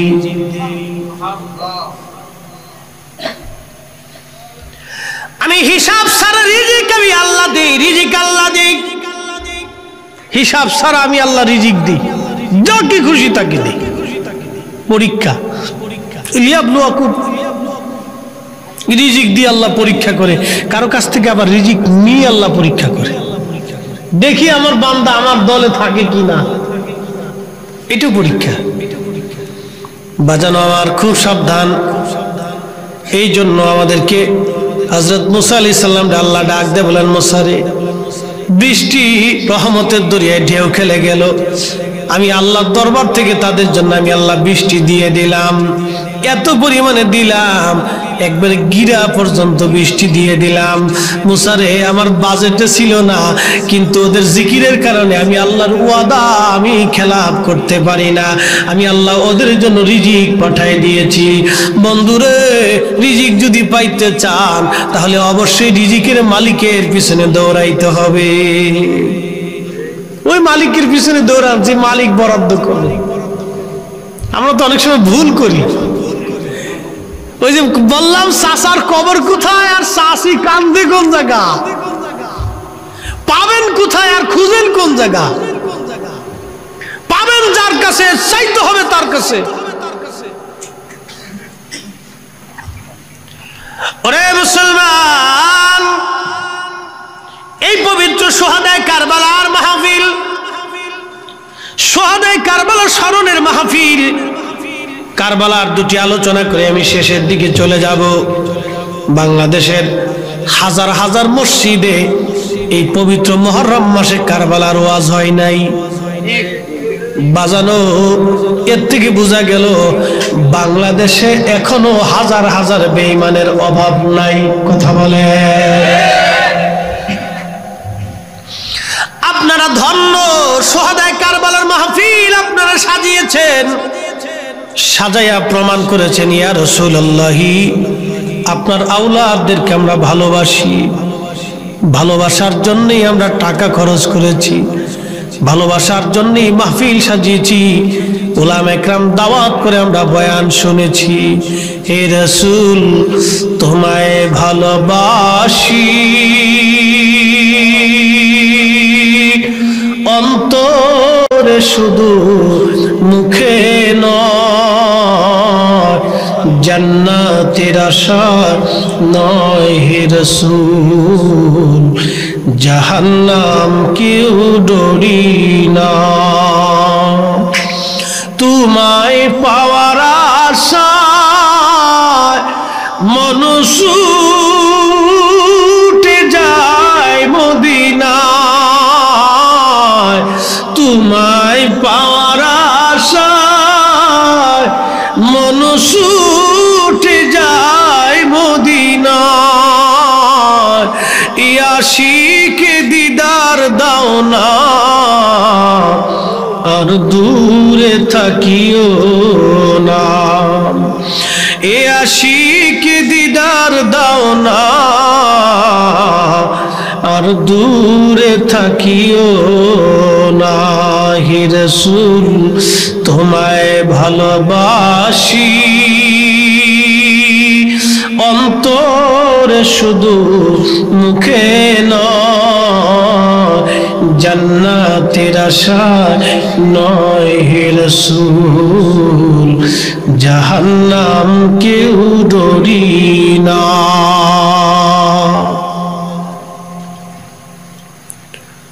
হযরত ইমাম হুসাইন রাদিয়াল্লাহু আনহুর পবিত্র মস্তক মাথা মোবারক ওরা কেটে বর্ষার আগে বিদায়া কুফা নগরে নিয়ে চলে গেল। উবাইদুল ইবনে জিয়াদ বলল সৈন্যরা এটা সিরিয়াতে নিয়ে চলে যাও। ইমাম হুসাইনের মাথা মোবারক কুফা নগরের অলিগলি দিয়ে 3 দিন পর্যন্ত প্রদর্শন করা হলো, আনন্দ মিছিল করা হলো। ওই পবিত্র মাথা মোবারক নিয়ে যাওয়া হচ্ছিল সিরিয়ার দামেস্কে ইয়াজিদের রাজ দরবারে। যখন নিয়ে যাওয়া হচ্ছিল ঠিক ওই সময় মরুভূমির রাস্তা অতিক্রম করার সময় সৈন্যরা বলল সন্ধ্যা হয়ে গেছে, রাত্রিবেলা বিশ্রাম করি, সকালবেলা আবার রওনা দিব। খুঁজে দেখে পাশে একটা গির্জা দেখা যায়। ওই গির্জার পাদ্রির কাছে যা বলেন, পাদ্রি আজকে রাতটা তোমার গির্জার এখানে আমরা কাটাইতে চাই, বিনিময়ে তোমাকে কিছু পয়সা দিয়ে যাব। পাদ্রি ডেকে বলল তোমরা কারা, তোমাদের পরিচয় কি? বলে আমরা ইয়াজিদের সেনাবাহিনীর, সিরিয়ান সেনা। কোথায় কি জন্য? বলে আমরা সিরিয়ার দিকে ফিরে যাচ্ছি। ওই যে বর্ষার আগায় সুন্দর পবিত্র একটা মস্তক, নুরানি চেহারা, এত সুন্দর চেহারার মানুষটা আমি জীবনেও কোনোদিন দেখি নাই। এই সুন্দর চেহারা নুরানি মস্তক কার? সিরিয়ান সৈন্যরা বলল এটা আমাদের নবী, তিনার দৌহিত্র ইমাম হুসাইনের খণ্ডিত মস্তক। খ্রিস্টান পাদ্রী ডাক দিয়ে বলল, রে মুসলমানরা, তোরা কত বড় নিষ্ঠুর! আমি খ্রিস্টান, ঈসা নবীর পায়ের ধুলার জুতার ধুলাও যদি আমি পাইতাম এটাকে মহামূল্যবান নিয়ামত মনে করে আমি সংরক্ষণ করে রাখতাম। তোরা নবীর আওলাদ পাইছিস, নবীর দৌহিত্র পেয়েছিস, তারপরেও তোরা সম্মান না করে তাকে হত্যা করেছিস। তার খণ্ডিত মাথা বর্ষার আগে বিদায় আনন্দ করে সিরিয়ার দিকে রওনা করছিস। তোদের মতো জালিম সৃষ্টির মধ্যে আর কে হতে পারে রে? এই কথা বলে পাদ্রী ডাক দেয়া বলেন, ওই নারীরা কারা, মহিলারা কারা? বলে এরা নবী পরিবারের সম্মানিত মহিলা। বলে হে সিরিয়ান সৈন্যরা, আমার এই গির্জার ভিতরে 10,000 স্বর্ণ মুদ্রা আমি লুকায় রাখছি। এই 10,000 স্বর্ণ মুদ্রা তোদেরকে সকালবেলা দিব, কিন্তু বল আমি খ্রিস্টান, ইমাম হুসাইনের নানার উম্মত আমি না, আমি ঈসা নবীর উম্মত, কিন্তু ইমাম হুসাইনের প্রতি আমার মহব্বত, আমার ভালোবাসা আছে রে। ওই পবিত্র মস্তক মুবারকটা আমাকে আজকে রাতের জন্য দিবি। আমি আজকে ওই রাত্রিবেলায় মস্তক, এই মাথা মুবারকের খেদমত করব। ইমামে মাকামের পবিত্র মাথা মুবারকের খেদমত আমি আজকে রাত্রিবেলা করব। আমার একটু সুযোগ দিবি, নবী পরিবারের সম্মানিত মহিলাদের খেদমত আমি আজকে রাত্রিবেলা করব। বিনিময়ে সকালবেলা ফজরের নামাজের পরে তোদেরকে আমি 10,000 স্বর্ণ মুদ্রা দিয়ে দিব। ওরা চিন্তা করলো, বাপরে বাপ, 10,000 স্বর্ণ মুদ্রা বর্তমান সময়ে 10,000 কোটি টাকার কম হবে না। ঠিক আছে, তোমাকে দিয়ে দিলাম। তখন হযরত জয়নব রাদিয়াল্লাহু আনহার কাছে পাদ্রী যা বললেন, জয়নব, আপনি প্রিয় নবীর দৌহিত্র হন, আপনি ক্ষমা করে দিবেন আমাকে, আমি একজন খ্রিস্টান পাদ্রী, খেদমত করার মতো আমার কিছুই নাই। হে নবীর আওলাদ, আপনারা আজকে অনেকদিন পর্যন্ত ক্ষুধার্ত, সন্তান হারা, আপনজন হারা, ভাই হারা, আপনাদের বড় কলিজায় বড় ব্যথা আমি বুঝতেছি। আজকে রাত্রিবেলা আপনাদের একটু খেদমতের সুযোগ করব, সুযোগ আমি নেব, আপনাদের জন্য একটু খাবারের ব্যবস্থা করব, রাত্রি বিশ্রামের ব্যবস্থা করব। যদি ত্রুটি হয় আমি আপনার নানার উম্মত না, আমাকে মাফ করে দিবেন, ক্ষমা করে দিবেন।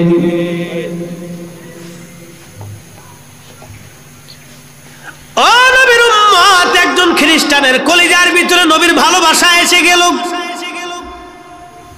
কাজী নজরুল কত চমৎকার করে লিখলেন, আল্লাহকে যে পাইতে চায় হযরতকে ভালোবেসে, আরশ কুরসি লৌহ কলম না চাইতে পেছে সে।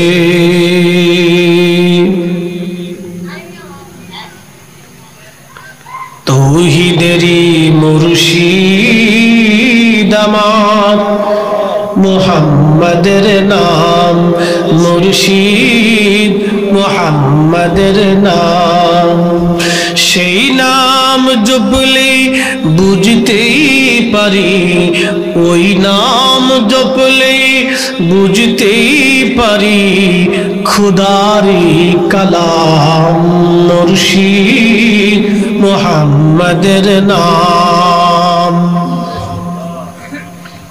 কাজী নজরুলের মনে হয় বিরাট বড় দাড়ি ছিল, কথা কন নাকি, দাড়ি ছিল। আমাদের দেশে আর একজন কবি আছে রবীন্দ্রনাথ ঠাকুর, দাড়ি ছিল না? কত বড়, বিরাট বড় দাড়ি। আচ্ছা বলেন, ওনাকে জান্নাতি বলার কোন সুযোগ আছে? কারণ উনি সনাতন ধর্মের একজন ব্যক্তি, অন্য ধর্মের মানুষ, কিন্তু দাড়ি তো বিরাট বড় লম্বা। কাজী নজরুল প্রিয় নবীজির শানে 4,500 নাতে রাসূল লিখলেন, একটা দাড়িও জীবনে কোনোদিন রাখে নাই। তারপরও আমরা তাকে জান্নাতের সুযোগ, সার্টিফিকেট, জান্নাতের কথা বলে দিতে পারি, কারণ ওনার কলিজার ভিতরে নবীর প্রেম এবং ঈমান ছিল। কথা বলেন ঠিক কিনা?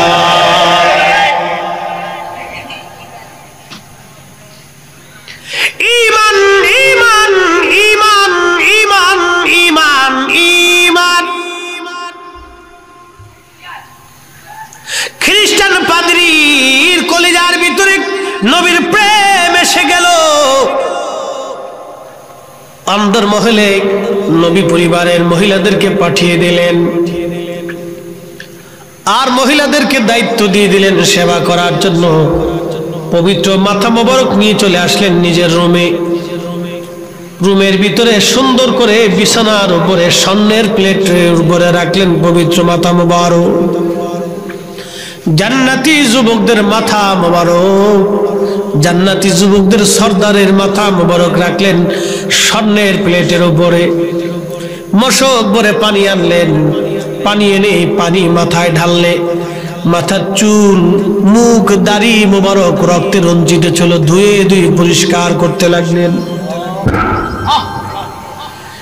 পাদরি পরিষ্কার করতে লাগলেন আর চোখের পানি ফেলে কেঁদে বললেন, হুসাইন তোমার মতো এত সুন্দর নিষ্পাপ একজন চেহারার মানুষ, নবীর আওলাদকে ওরা এইভাবে হত্যা করতে পারলো কিভাবে আমার বুঝে আসে না। মনের অজান্তি চোখ বেয়ে বেয়ে খ্রিস্টান পাদ্রীর পানি এসে গেল। এমন সময় লক্ষ্য করলেন আর সে মোয়াল্লা থেকে একটা পবিত্র নূর মুবারক এসে ইমামে মাকামের চেহারা বরাবর একটা নূর একবারে আসমান বরাবর আরশে আজিম পর্যন্ত চলে গেছে। একবার আওয়াজ তুলে বলা যাবে কি ইয়া রাসূলুল্লাহ।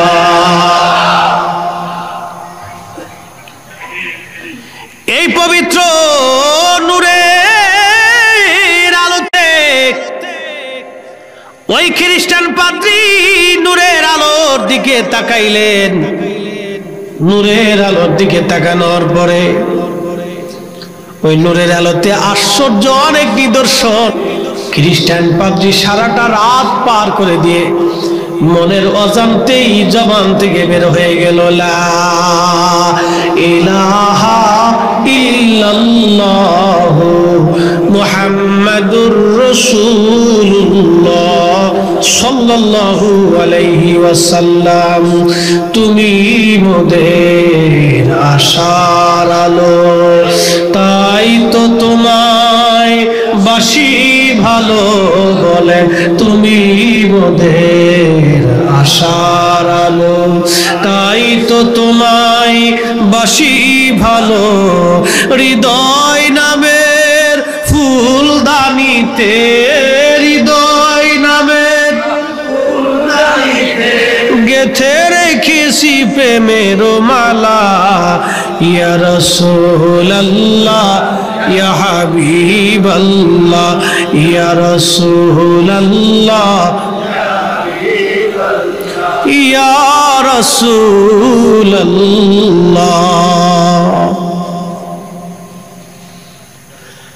ওরা কালেমা পড়ার পরেও ইমানদার হতে পারে না। আর একজন ইমান হারা ব্যক্তি ইমানদার হয়ে গেল নবীর প্রেমের ভালোবাসা। এটার নাম তাকদীর, তাকদীর, নসিব, নসিব, নসিব। আজকে যারা শুহাদা কারবালা মাহফিল আসছেন, শরীক যারা হয়েছেন, বুলন্দ নসিব, বুলন্দ নসিব, বুলন্দ নসিব। আল্লাহ বলছেন ওয়ালা ইউআখিরাল্লাহু নাফসান ইযা জাআ আজালুহা।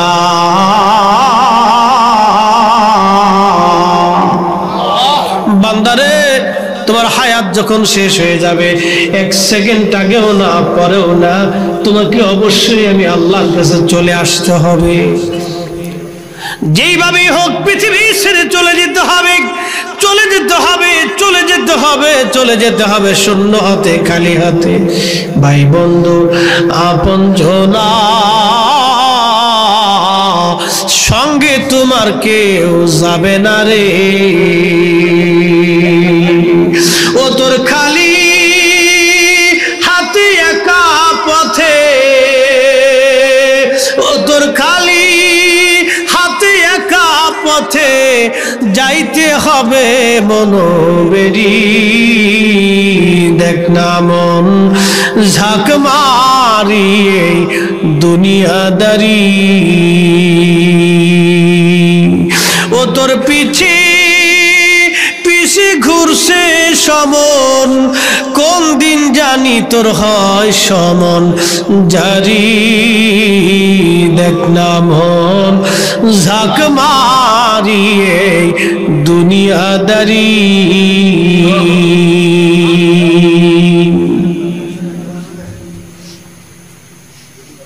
বাজানো পৃথিবী থেকে চলে যেহেতু যাওয়া লাগবে, আওলাদে রাসূলের মোহাব্বত নিয়ে যাওয়া দরকার। কথা বলে ঠিক কিনা?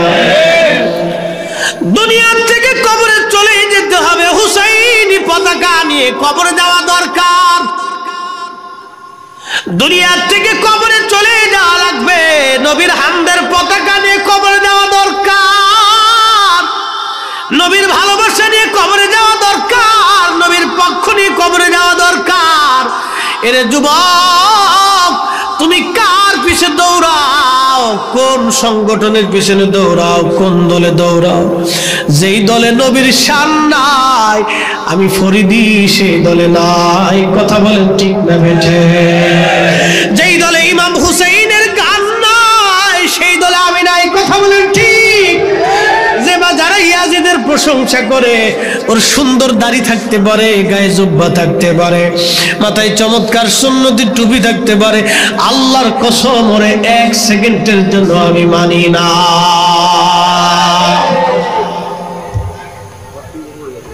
আল্লাহ রাব্বুল আলামিন ওদের ফিতনা থেকে আমাদেরকে বাঁচাক। আল্লাহর নবী সাহাবী হযরত আবু হুরায়রা বাজারে বাজারে দোয়া করতেন, আল্লাহুম্মা লা তুদরিকনি সানাতুস সিত্তিন ওয়ালা ইমারাতুস সিবিয়ান। আল্লাহুম্মা লা তুদরিকনি সানাতুস সিত্তিন ওয়ালা ইমারাতুস সিবিয়ান। আল্লাহ, তুমি 60 হিজরির বড় ফিতনা, ওই যুবকের শাসন থেকে তুমি আমাকে বাঁচাও। আল্লাহ, 60 হিজরির ওই যুবকের শাসন থেকে, ফিতনা থেকে আমাকে বাঁচাও। হযরত আবু হুরায়রা 59 হিজরিতে ইন্তেকাল করেছিলেন। মুহাদ্দিস সাহাবী আবু হুরায়রা ইয়াজিদের ফিতনা থেকে বাঁচার জন্য দোয়া করতেন, আল্লাহুম্মা লা তুদরিকনি সানাতুস সিত্তিন ওয়ালা ইমারাতুস সিবিয়ান। আল্লাহ বাঁচাও, ওই 60 হিজরির যুবকের শাসন থেকে তুমি আমাকে বাঁচাও। নবীজি বলছেন, হালাকাতু উম্মতি আলা ইয়াদাই গিলমাতিন মিন কুরাইশিন। আমার কুরাইশ বংশের যুবকের মাধ্যমে আমার উম্মত ধ্বংস হয়ে যাবে। আমার উম্মত ধ্বংস হবে আমার কুরাইশ বংশের যুবকের মাধ্যমে। আর আবু হুরায়রা বলতেন, আল্লাহুম্মা লা তুদরিকনি সানাতুস সিত্তিন ওয়ালা ইমারাতুস সিবিয়ান। আল্লাহ, ওই যুবকের শাসন থেকে তুমি আমাকে বাঁচাও, 60 হিজরির শাসন থেকে আমাকে বাঁচাও। ইয়াজিদ ক্ষমতায় বসেছিল 60 হিজরিতে, 64 হিজরিতে সে মারা গিয়েছিল। সে বানর নিয়ে খেলা করত, বানর নিয়ে আনন্দ করত, বানরে তারে কামড়ায় কামড়ায় মারছিল। বানরের কামড়ে সে মারা গিয়েছিল, বানরের কামড়ে মারা গিয়েছিল। বড় নিকৃষ্টভাবে সে কবরে গিয়েছিল। ইমাম হুসাইন তিনি জান্নাতি, তিনি উৎকৃষ্টভাবে বেঈমানের কাছে মাথা নত না করে, বীরত্ব প্রদর্শন করে জিহাদের ময়দানে শহীদ হয়েছিল। আর ইয়াজিদ বানরের কামড়ে, বানরের খেলা করতে যে বানরের কামড়ে মরেছিল, বানরে তারে কামড়ায় মারছিল। তার মানে বোঝা গেল ওটা নিকৃষ্ট জীব, নিকৃষ্ট ভাবেই মারা গেছে। আমার হুসাইন ওই দিন যদিও ময়দানে কারবালায় শহীদ হয়েছে, কিন্তু হুসাইনের বিজয় চিরদিন চিরদিন চিরদিন চিরদিন কোটি কোটি কোটি কোটি উম্মতের হৃদয়ে হুসাইন গেঁথে থাকবে। আল্লাহর কসম করে বলি, কেউ যদি ইমাম হুসাইনকে গালি দেয়, আমরা তার জিহ্বাটাকে প্লাস দিয়ে টেনে টেনে টেনে টেনে ছিঁড়ে ফেলে দেব। কথা বলে ঠিক না? কেউ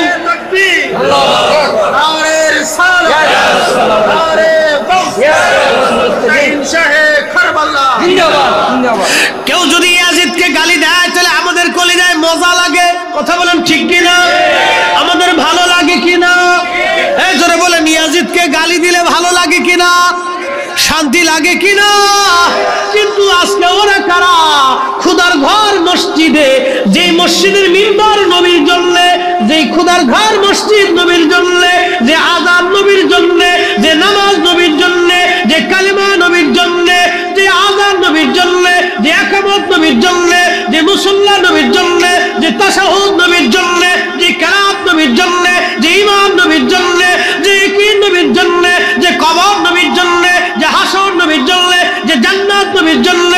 পুলসিরাত নবীর জন্য, যে হাসর নবীর জন্য, যে মিজান নবীর জন্য, যে হাউজে কাউসার নবীর জন্য, ওই নবীর দৌহিত্র ইমামে মাকাম হুসাইন রাদিয়াল্লাহু আনহু এই মুহররম মাসে তার প্রশংসা না করে ইয়াজিদকে বাঁচানোর জন্য হযরত আর রাদিয়াল্লাহু আনহু খলিফাতুল মুসলিমিন আর রাহমাতুল্লাহ আলাইহি ব্যবহার করে। ওরাই হলো বর্তমান ইহুদিদের দালাল, ওরাই হলো ইসলামের গাদ্দার, নবীর দুশমন। কথা বলেন ঠিক কিনা?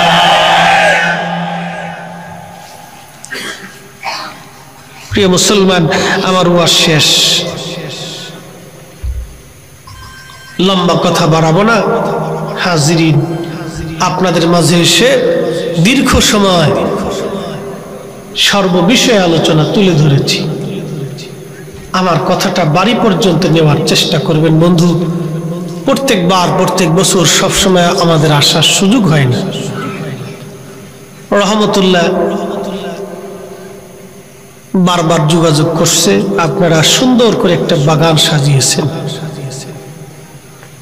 যুবকরা অনেক মেহনত করছে, কেউ পয়সা দিছে, কেউ ধমক দিছে, কেউ রাগ করছে, কেউ দিছে, কেউ বেজার হয়েছে, বারবার গেছে, কেউ বেজারও হয়েছে। যিনি বেজার হয়েছেন তিনার এখানে কোনো স্বার্থ নেই। আপনার কাছে কিছু চাওয়ার পরে যদি আপনি বেজার হয়ে থাকেন, মনে রাখবেন এই বেজারটা আপনি শাহাদাতে কারবালার সাথে হয়েছেন। আপনার কাছে কিছু চাওয়ার সাথে যদি শরীক হয়েছেন মহব্বতে, তাহলে মনে রাখবেন এই মহব্বতটা আপনি শাহাদায়ে কারবালার সাথেই করছেন। আল্লাহর নবী বলেন, আল হাসান ওয়াল হুসাইন ইবনা, আমার হাসান আর হুসাইন আমার দুইটা আওলাদ। মান হাব্বাহুমা ফাকাদ হাব্বানি, যে তাদেরকে ভালোবাসবে সে আমি নবীকে ভালোবাসবে। একবার জোরে বলা যাবে কি মারহাবা? ওমান আহাব্বানি আহাব্বাহুল্লাহ, যে আমি নবীকে ভালোবাসবে সে আল্লাহকে ভালোবাসবে। ওমান আহাব্বাহুল্লাহ আদখালাহুল জান্নাহ, যে আল্লাহকে ভালোবাসবে আল্লাহ তাকে জান্নাতি বানাইবে। আপনি 1 টাকাও যদি দিয়ে থাকেন, এই 1টা টাকা নষ্ট হয় না, আল্লাহর কসম। এই 1টা টাকা আপনার জন্য শাহাদায়ে কারবালার মহব্বতে খরচ হয়ে গেছে। 1 টাকাও যদি দিয়ে থাকেন, বুদ্ধি আর পরামর্শ দিয়েও যদি সহযোগিতা করেন, তাও শাহাদায়ে কারবালার মহব্বতই হয়েছে। বাপ দুনিয়ার থেকে কবরে চলেই যেতে হবে, আজ অথবা কাল। পৃথিবীর এইরকম শক্তিশালী মানুষ এক সময় ছিল জানেন, যারা সকাল থেকে সন্ধ্যা পর্যন্ত একসাথে তলোয়ার চালাইছে, ক্লান্ত হয়নি। এই শক্তি আমাদের আছে? একসাথে 1000 মানুষের সাথে যুদ্ধ করছে, ক্লান্ত হয়নি। এরকম মানুষ, শক্তিশালী মানুষ পৃথিবীতে ছিল। এই মানুষগুলি কবরে চলে গেছে। বাপ, আমরা একদিন কবরে চলে যাব। মানুষ মরে যাওয়ার 17 দিনের মাথায় তার পেট ফেটে মাটির সাথে একেবারে মিশে যায়। 2 মাসের মধ্যে তার সমস্ত চামড়া গোশতগুলি মাটির সাথে মিশমার হয়ে যায়, মিশে যায়। 1 বছরের ভিতরে হাড্ডিগুলি পর্যন্ত মাটির সাথে মিশে যায়। মানুষ, তুমি বাহাদুরি করো কার জন্য? বাহাদুরি করো কিসের জন্য? বাহাদুরি তোমার, বাহাদুরি বাহাদুরি বাহাদুরি কিসের? বাহাদুরি কিসের? কোনো বাহাদুরি নেই। আমি অনেক সময় ভাবি, বিরাট বড় বক্তা, সুন্দর ওয়াজ আমি করি, বিরাট বড় আলেম, বিরাট ছাতা, কিচ্ছু না। আমাকে পাগল বানাইতে আল্লাহর মাত্র 1 সেকেন্ডও সময় দরকার হবে না। শুধু তারটা ঘুরাই দিবে, সঙ্গে সঙ্গে মিসমার। দেখবেন এই পাগড়ির জায়গা পাগড়ি থাকবে না, লুঙ্গি চলে যাবে পাগড়ির জায়গা। আমি উলঙ্গ রাস্তা দিয়ে হাঁটতেছি, সকালের ধনীরে তুই ফকির সন্ধ্যাবেলা, নদীরে পার ভাঙ্গিও পার গরিব এই তো নদীর খেলা, সকালবেলার ধনী রে তুই ফকির সন্ধ্যাবেলা, সকালবেলার ধনী রে তুই ফকির সন্ধ্যাবেলা। কোনো দেমাগ নাই, অহংকার নাই, মানুষ মরে যাব, পচে যাব, গলে যাব। একদিন মাটির ভিতরে হবে ঘরে মন আমার, কেন বাঁধো দালান ঘর, মন আমার কেন বাঁধো দালান ঘর। আল্লাহ বললেন আনফিকু মিম্মা রাযাকনাকুম মিন ক্বাবলি আন ইয়াতিয়া আহাদাকুমুল মাউত।